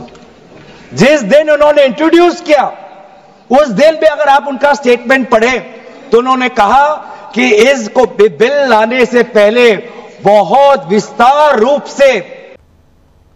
तो सुन रहे थे आप यहां पर गौरव गोगोई। कल्याण बनर्जी, उन्होंने भी अपनी बात रखी, टीएमसी के सांसद हैं, जरा उनको भी सुन लेते हैं। सुनील शुक्ला जी, आपके पास आता हूं। और कल्याण बनर्जी और गौरव गोगोई, अखिलेश, ये तमाम नेता अपनी बात और बहुत पुरजोर तरीके से यहाँ, इकरा हसन को भी आपने सुना, वो भी पुरजोर तरीके से अपनी बात ये तमाम नेता यहाँ रखते हुए, बिल का विरोध करते हुए, बिल की खामियों को उजागर करते हुए, और सरकार का जो बिल जो रखा गया है, किरण रिजिजू ने जो रखा है, उस बिल में क्या कुछ है और क्या सच्चाई है, उस फैक्ट्स को रखते हुए ये तमाम नेता यहाँ सुने गए। जरा कल्याण बनर्जी को सुनिए। Thank you madam. On behalf of all India Trinamool Congress under the leadership of the Mamata Banerjee, I strongly oppose the bill in entirety. Madam, the spirit of my speech is, तू हिंदू बनेगा ना मुसलमान बनेगा, इंसान की औलाद है, इंसान बनेगा।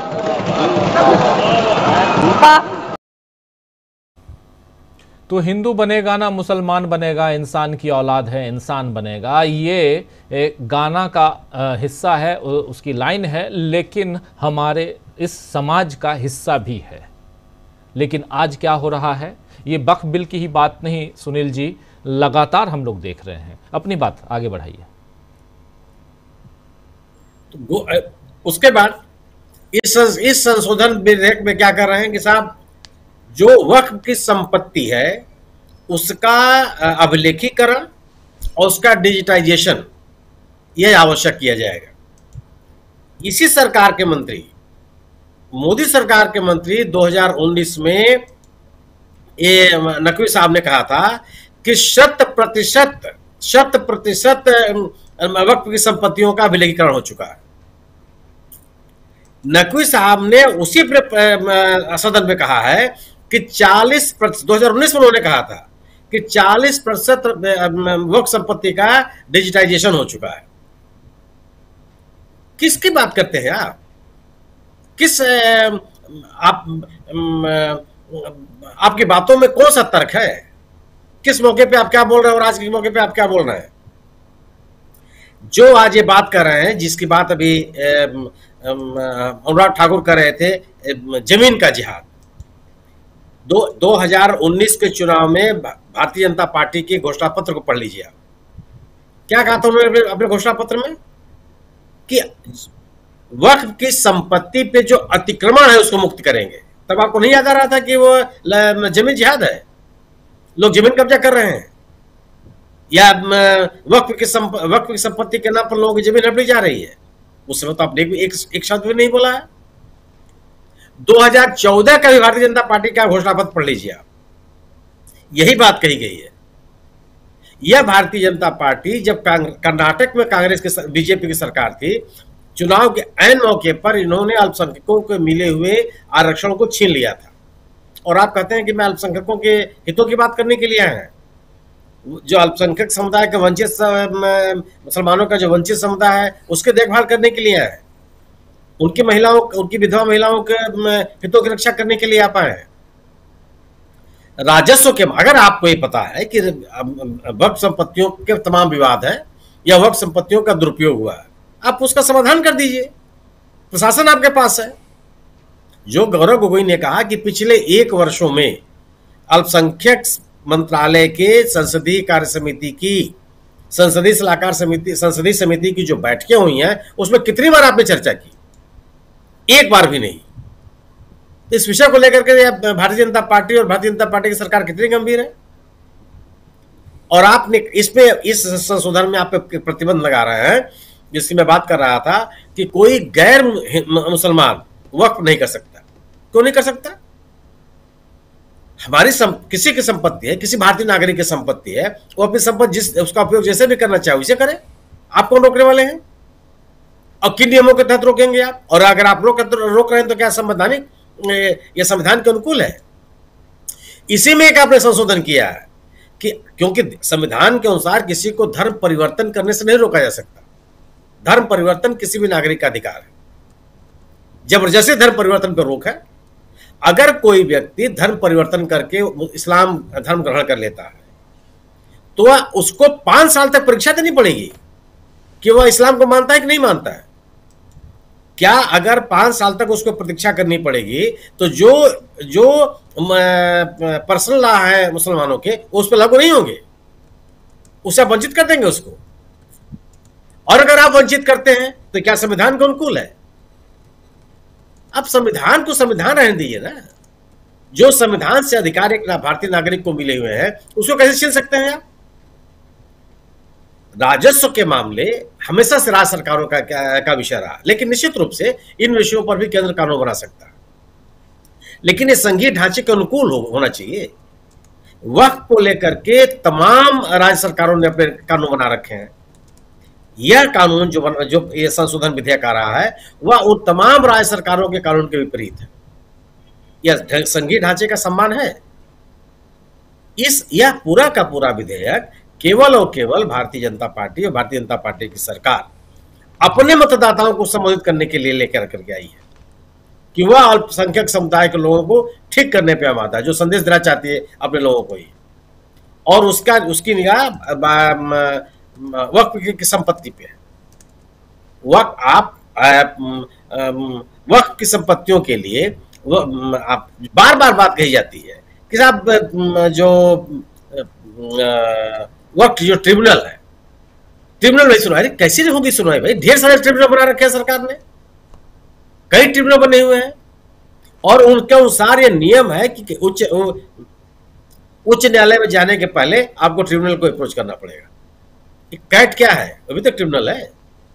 केंद्र सरकार के कर्मचारी अपनी समस्याओं के समाधान के लिए सबसे पहले उनको कैट जाना पड़ता है। कैट में अगर उनको राहत नहीं मिलती तब वो हाईकोर्ट जा सकते हैं। तो क्या माना जाए कि आप केंद्र सरकार के कर्मचारियों को कानूनी दर्जा हक नहीं है कि सीधे न्यायालय का दरवाजा खटखटा ले।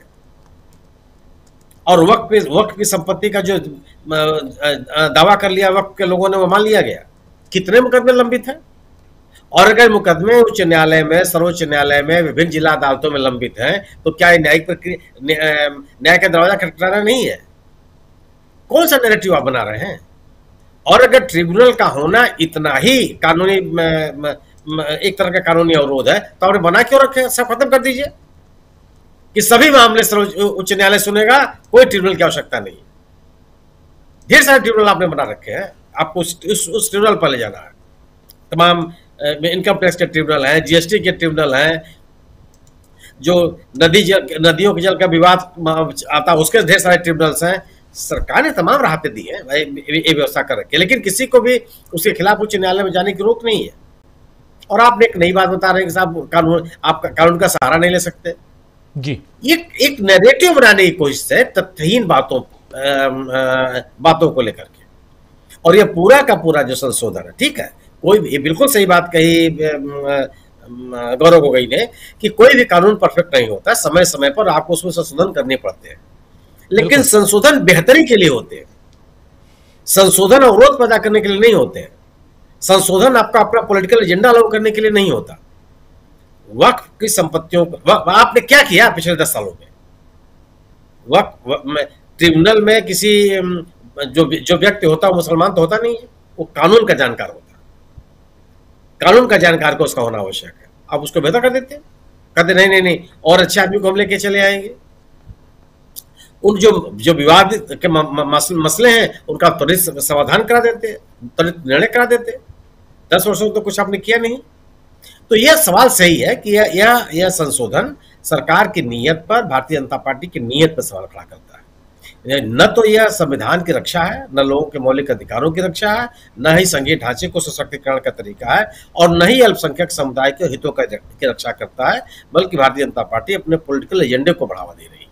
जी बिल्कुल यहाँ पॉलिटिकल एजेंडे को बढ़ावा दे रही है, कह रहे हैं सुनील शुक्ला जी। भारतीय जनता पार्टी इस बिल के जरिए, और यहाँ डिवाइड एंड रूल जो अंग्रेजों का एक अहम कहें तो उस समय, उस ज़माने में जब अंग्रेज अपने हिंदुस्तान में थे और लड़ाई चल रही थी, आज़ादी की लड़ाई, तो उस समय उन्होंने 1857 की लड़ाई के बाद से इस रूल को आगे बढ़ाया था, लेकिन आज भी वो जारी है किसी दूसरे रूप में सियासत में। जरा सुनील शुक्ला जी की बात बहुत महत्वपूर्ण है, आगे बढ़ाना चाहता हूं इन्हीं बातों को शकील अख्तर जी के जरिए। शकील जी, और क्या कुछ है? अभी आप देख रहे हैं बड़ा स्मार्ट चेहरा नज़र आ रहा है, लेकिन ये साहब वो हैं जो चलते हुए प्लेन का दरवाज़ा शायद खोल देते हैं।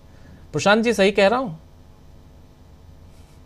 ये तेजस्वी सूर्या साहब हैं जो अभी बोल रहे हैं, और आपको पता ही है कि प्लेन का दरवाज़ा खोल देते हैं, ऐसे हैं ये साहब। अब इनके नाम से एक दरवाज़ा हमेशा प्लेन का रहता है, तेजस्वी सूर्या दरवाज़ा कहते हैं। प्रशांत जी जब भी जाते हैं प्लेन में तो ज़रूर याद करते हैं इनको। वो अभी भाषण दे रहे हैं, बीजेपी से, दक्षिण बेंगलोर से ये सांसद हैं तेजस्वी सूर्या, ये भाषण दे रहे हैं। लेकिन यहाँ वक्फ बिल की बात हम कर रहे हैं। वक्फ बिल जो है वो क्यों इम्पोर्टेंट है बीजेपी के लिए, और इसके ज़रिए बीजेपी कौन सी सियासत करना चाहती है, ये ज़रा आगे हम बढ़ें। 8:15, समय ज़्यादा नहीं है लेकिन इम्पॉर्टेंट है। इस बीच 10 बजे रात तक संसद की कार्रवाई जो है वो बढ़ा दी गई है, यानी आज किसी भी हाल में इस बिल को पास करके ही उठना है, ये सरकार मान के चल रही है, और लग भी रहा है कि ये बिल वहाँ पास हो जाएगा। लेकिन जो बातें शकील जी आई हैं सुबह से, इकरा हसन तक आपने सुना, बहुत सारी बातें आपने बताई, वो बहुत महत्वपूर्ण है। विपक्ष की बात यहां, उसकी चर्चा होनी चाहिए। शकील जी। राजीव जी, जो सबसे खास बात आपने कही वो ये है कि इसके जरिए बीजेपी कौन सी राजनीति कर रही है और चाहती क्या है, ये सबसे अहम सवाल है।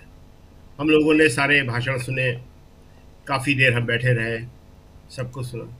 लेकिन जो असली चीज़ है कि बीजेपी मुसलमान के नाम पर, वक्फ नाम पर बाकी देश की सारी समस्या को चाहती है। अभी जो है कांग्रेस ने आज एक बड़ी महत्वपूर्ण बात कही। कल भारत के विदेश सचिव और चीन की यहाँ पे जो राजदूत है, उन्होंने सबसे आरोप लगाते हैं कांग्रेस के ऊपर कि ये चीन से मेल मुलाकात करते हैं। यहाँ केक कटा। विदेश सचिव हैं विक्रम मिस्री और चीन की राजदूत, काहे के लिए कि 75वीं भारत चीन के दोस्ती की वर्षगांठ। मोदी जी ने चीन के राष्ट्रपति को बधाइयां दी। और स्थिति क्या है ये आज कांग्रेस ने कहा, जयराम रमेश ने भी बताया कि स्थिति ये है कि 2000 किलोमीटर हमारी भूमि चीन ने अपने कब्जे में ले रखी है, उसके बारे में कोई बात नहीं। गलवान के बाद जहां हमारे 20 सैनिक मारे गए थे और प्रधानमंत्री मोदी ने सार्वजनिक बयान दिया था कि न कोई घुसा है न कोई है, उसी को डिफेंड करने के लिए आज सारी बातें। आज स्थिति है कि जो चीन के साथ हमारा व्यापार है वो एक तरफा हो गया है कि चीन ही सारा सामान पहुंचा रहा है, भारत के से कुछ नहीं जा रहा। और हमारा जो MSME कहते हैं, जिसको लघु और मध्यम उद्योग जिसे कहते हैं, वो सारे के सारे तबाह हुए। सशस्त्र सेनाओं ने मांग की है, आर्मी ने, सिक्योरिटी फोर्सेस ने, कि हम जो है पेट्रोलिंग नहीं कर पा रहे हैं। हमें पेट्रोलिंग से पहले चीन से परमिशन लेना पड़ती है। तो क्यों नहीं लाएंगे वो वक्फ बिल?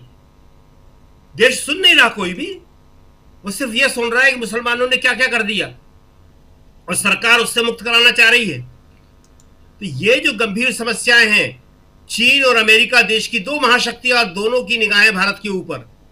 उधर ट्रंप इस तरह बात कर रहे हैं जैसे मोदी जो है उनके अधीनस्थ हों, कि मैंने ये कह दिया है, मैं ये कर रहा हूं, ये हो जाएगा, और ये हो रहा है। और एक तरफ चीन को हम बधाई दे रहे हैं, लेकिन हमारी जो सेना कह रही है उस पर हम ध्यान नहीं दे रहे कि हम पेट्रोलिंग नहीं कर पा रहे। सबसे बड़ी चीज, 2000 किलोमीटर हमारी जमीन पे कब्जा है। तो राजीव जी, आपने कहा कि बात सारी की सारी राजनीतिक है। अभी वो कह रहे थे कि आइए जरा असदुद्दीन ओवैसी को सुन लेते हैं, इनको सुनना भी बहुत जरूरी है। असदुद्दीन ओवैसी क्या कह रहे हैं, सुनिए जरा। Sikh that he does not knows about it. So, and a Buddhist. So that he should, and he should also know, coming from a Brahmin community, the prasad in Tirupati Devasthanam. No, sir, let me. Let me complete. Let me complete. You know very well that the prasad in TTD is only made by Brahmins, not even for a particular sect. And 2013, Mr. Rajnath Singh, does he disagrees with what Advani and Sushma Swaraj did by supporting the 2000 Bill Act? You are opposing your own leadership. You are making a fun of yourself over here. No, once again. தோல் திஷா வாலவன்ஜி, தோல் திஷா வாலவன்ஜி. மாண்புமிகு அவைத் தலைவருக்கு வணக்கம். இந்த வக்ஃப் திருத்த சட்ட மசோதாவை முற்றாக நான் எதிர்க்கிறேன். இது இஸ்லாமியர்களுக்கு மட்டுமல்ல, ஒட்டுமொத்த தேசத்திற்கே எதிரானது. தேச ஒற்றுமைக்கும் सुन रहे थे आप यहाँ पे शकील जी, अपनी बात आप आगे बढ़ाइए। और लास्ट का हमने सुना है, शुरुआत में क्या कुछ कहा है असदुद्दीन ओवैसी ने, वो भी सुनाते हैं थोड़ी देर में। ये बिल्कुल आखिरी पार्ट था जब हमारा ध्यान गया कि हाँ, असदुद्दीन ओवैसी भी अपनी बात रख रहे हैं और बहुत छोटा सा समय उनको दिया गया। लेकिन असदुद्दीन ओवैसी और ऐसे तमाम मुस्लिम नेताओं की उनकी बात यहाँ ज़रूरी है सुनना कि आखिर वो क्या सोचते हैं। शकील जी। राजीव जी, जो आप बात कह रहे थे असली सच है कि राजनीति को वो उस दिशा में जाना चाहे जहां पे सारा का सारा माल मुस्लिम आवाज उसी पे। हेलो जी प्लीज आप जी, आपका नेट थोड़ा जी, नेट वो है, नेट जो है ना वो डिस्कनेक्ट हो रहा है। चलिए जी प्लीज अपनी बात रखिए, अभी ठीक है। हाँ, जनता की तरफ उनका ध्यान, जनता का ध्यान जो है वो सारा सांप्रदायिक मुद्दों पे जाए। हम बात खत्म ही कर रहे हैं। दूसरी बात जो है सबसे इंपॉर्टेंट, कि जो झूठ ये लोग बोल रहे हैं कि जो जमीन है उसके खिलाफ कोई भी कोर्ट में नहीं जा सकता। सारे देश के हाई कोर्ट, सुप्रीम कोर्ट इन मामलों से भरे पड़े हैं। ऐसा कोई नियम नहीं है कि जो वक्फ की जमीन है उसके खिलाफ कोई कोर्ट में नहीं जा सकता। इसी तरह ट्रिब्यूनल का मामला है। ट्रिब्यूनल जो है, वाकई सुनील शुक्ला जी ने सही कहा, बहुत सारे ट्रिब्यूनल हैं और ट्रिब्यूनल इसलिए बने हैं कि पहले आप ट्रिब्यूनल में जाइए और उसके बाद ट्रिब्यूनल के फैसले से जो असंतुष्ट है वो हाई कोर्ट, सुप्रीम कोर्ट जाते हैं, वो भरे पड़े हैं उसमें से। तो ये सारा का सारा मामला झूठ पर आधारित है, इसमें कहीं कोई सच्चाई नहीं है और देश का ध्यान असली समस्याओं से हटाने के लिए ये सारी चीजें लाई जाती रहेंगी। और देखना बस ये है कि जनता इन बातों को कितना समझती है और किस तरह से वो अपनी बात रखती है। जी राजीव जी। जी बिल्कुल बिल्कुल, जरा आना चाहता हूं डॉक्टर साहब आपके पास। और यहाँ से क्या सियासत की जब हम बात करें तो अब सब कुछ एक्सपोज्ड वे में है, एक्सपोज्ड हैं, ये तमाम नेता एक्सपोज्ड हैं। बिहार में चुनाव है, इसका असर बिहार पर पड़ते देखते हैं आप क्या? देखिए राजीव जी, निश्चित तौर पर असर पड़ेगा इन चारों बड़े नेताओं पर जिनके सहारे पर यह सरकार चल रही है, क्योंकि उनका वोट बैंक तो इसे स्वीकार नहीं करेगा।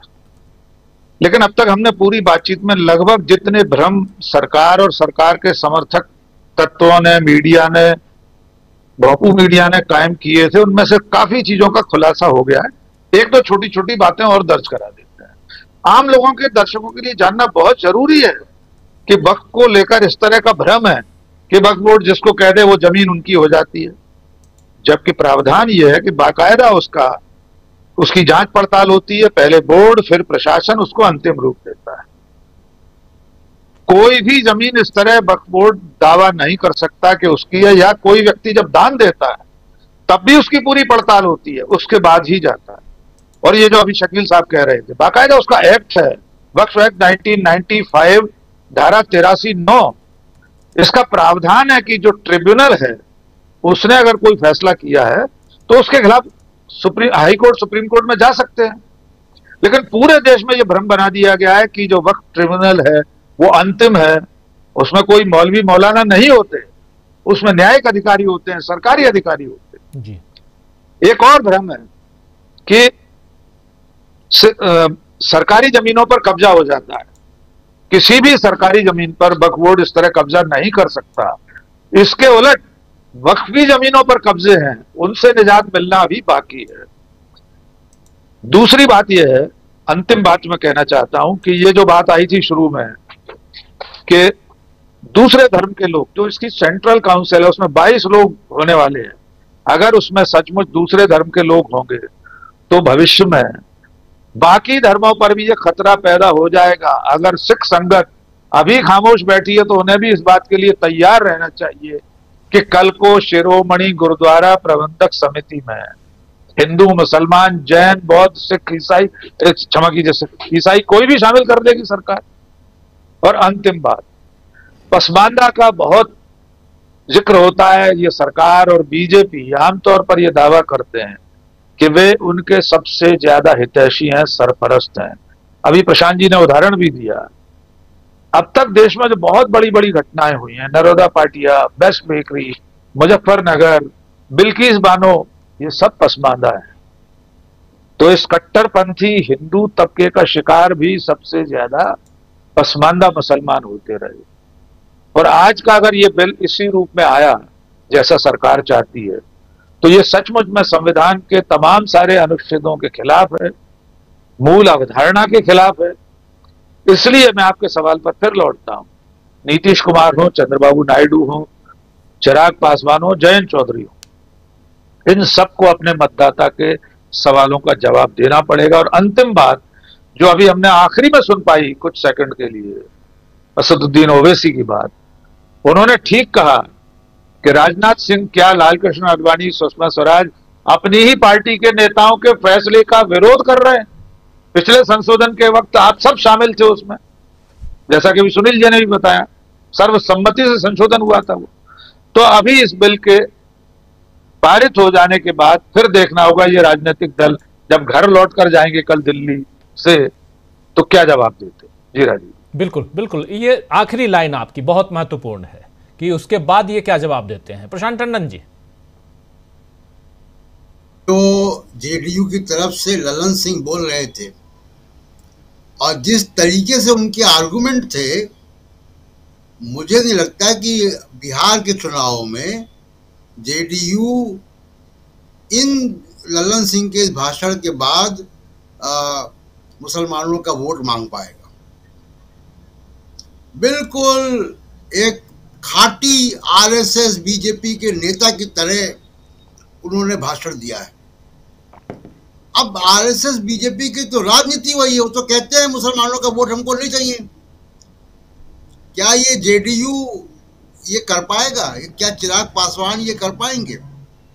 उनका भाषण राजीव जी प्रोग्राम के बाद आप सुनिएगा जी, उनकी नीचे पट्टी आती है जेडीयू, उसको अगर हटा दिया जाए तो बीजेपी का नेता हो जाएगा। हाँ, तो वो बीजेपी और उनके और जेडीयू में कोई अंतर नहीं है। आज उन्होंने वो अपने भाषण से वो सीमा खत्म कर दी। देखिए, टीडीपी और जयंत चौधरी, चंद्रबाबू नायडू और जयंत चौधरी को तो अभी वक्त है। चिराग पासवान और नीतीश कुमार को तो अभी चुनाव के मैदान में जाना है। ललन सिंह का क्या है, वो इधर से उधर चले जाएंगे, उसमें कोई उनको क्या परेशानी होगी जी। तो सबसे बड़ी बात यह कि इन लोगों को अभी वो जाना है, इसकी जो सियासत है वो अब चालू होगी। तो आज जो संसद में होना था वो हो जाएगा। एक केवल औपचारिकता है कि क्योंकि अब ये साथ में आ गए तो संख्या साथ में है, बिल पास करा ले जाएंगे। बाकी चीजें हम लोगों ने डिस्कस कर ली हैं, बहुत सारी चीजें। लेकिन एक और चीज जो हो रही है, इसी टैरिफ अमेरिका में जब हम बात कर रहे हैं राजीव जी, तो अमेरिका में सुबेरा हो चुका है। वहां 2 तारीख हो चुकी है जी। $3 बिलियन के रेवेन्यू का झटका तो अभी आ चुका है भारत के ऊपर। अब आप देखिएगा कि कैसे कैसे जब तक आपका प्रोग्राम खत्म होगा और आज रात में क्या डेवलपमेंट होंगे। पूरी दुनिया की यहाँ निगाहें वो है, लेकिन अभी व्हाइट हाउस में बिल्कुल साफ तौर पर इंडिया का नाम लेके कह दिया गया कि भारत के एग्रीकल्चर प्रोडक्ट में 100% ट्रैफिक टैरिफ हमारे ऊपर लगाता है, हम भी लगाएंगे। तो अब ये जो टैरिफ वॉर अमेरिका के साथ है, उसकी बड़ी चुनौती है, उसका क्या करेंगे, एक बात। दूसरी बात कि जब ये बात हो रही है धार्मिक हस्तक्षेप की, तो आज नागपुर में तमाम बुद्धिस्ट सोसाइटी के लोगों ने एक लंबा मार्च निकाला है और दीक्षा भूमि से लेकर संविधान चौक तक, और वही बोध गया में गैर बौद्ध लोगों के कब्जे को लेकर ये उन्होंने लंबा मार्च वहां पे निकला। ये मार्च 20 तारीख को निकलना था, जो आज निकला है। तो जिसकी वजह से कहा जाता है कि हिंसा भी हुई नागपुर में, औरंगजेब याद आ गए। तो ये जो धार्मिक जो विवाद हैं, वो केवल हिंदू मुसलमान तक नहीं रुकने वाले, वो बहुत आगे जाएंगे। अगर आप इसको छेड़ेंगे तो काफ़ी आगे तक ये सब चीज़ें जाएंगी। लेकिन ये, जैसे मैंने कल भी कहा था, फिर कह रहा हूँ कि आज रात की पोलिंग के बाद भारत की राजनीति का जो नक्शा है वो बदल जाएगा। और ये इतना ही बड़ा होगा जितना बड़ा मंडल था, जितना बड़ा बाबरी मस्जिद का विध्वंस था, उतनी ही बड़ी ये भारत की राजनीति में ये इसका असर होगा। और इसमें तमाम पार्टियां, खासकर ये 4 पार्टियां आने वाले वक्त में अपने अस्तित्व की लड़ाई लड़ती हुई दिखाई देंगी।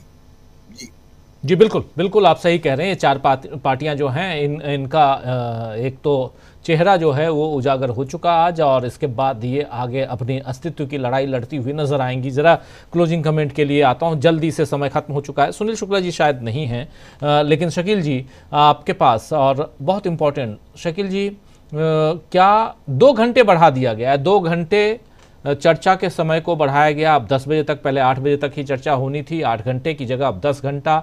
और राहुल गांधी भी पहुंचे हुए हैं सदन के अंदर। क्या राहुल गांधी भी बोलेंगे, ऐसी कोई जानकारी है क्या? गौरव गोगोई बोल चुके हैं, जी। राहुल गांधी नहीं बोलेंगे इसके ऊपर, ऐसी कोई सूचना नहीं है। कहीं कोई इंटरवीन करना हो तो बात अलग है, इंटरवीन कर सकते हैं, वो अलग बात है, लेकिन उसकी संभावना भी बहुत कम है। रात का ये जो है 11-12 से कब नहीं बजेगा इसका, जब तक वोटिंग होगी, क्योंकि एक बार वोटिंग हो जाने के बाद में कोई सदस्य उसको फिर से मतपत्र के जरिए वोटिंग की मांग कर सकता है इलेक्ट्रॉनिक वोटिंग के बदले, तो उसमें समय बढ़ सकता है। और बीजेपी खुद जाहिर है कि चाहती है कि जितना लंबा चले इसको, तो वो इसको लंबा खींच रहे हैं, उन्हें कोई परेशानी नहीं है। जो भी बोल रहा है वो समझ रहे हैं सब उनके पक्ष में जा रहा है, लेकिन ये असलियत नहीं है। असलियत ये है कि जो अखिलेश यादव ने कहा कि तुम अपनी संख्या के बल पे इसको पास करवा सकते हो, लेकिन दुनिया में क्या संदेश जा रहा है जरा उसको सुन लो, वही इंपॉर्टेंट है। जी राजीव जी। जी बिल्कुल, बहुत इंपॉर्टेंट बातें। और अभी ये हो सकता है जैसे बता रहे हैं कि शकील जी की 11-12 बजे रात तक ये जा सकता है, ये पूरी कार्रवाई जा सकती है। तो इस पर निगाहें हमारी टिकी हुई हैं। इस कार्यक्रम को समाप्त करने की इजाज़त चाहता हूं।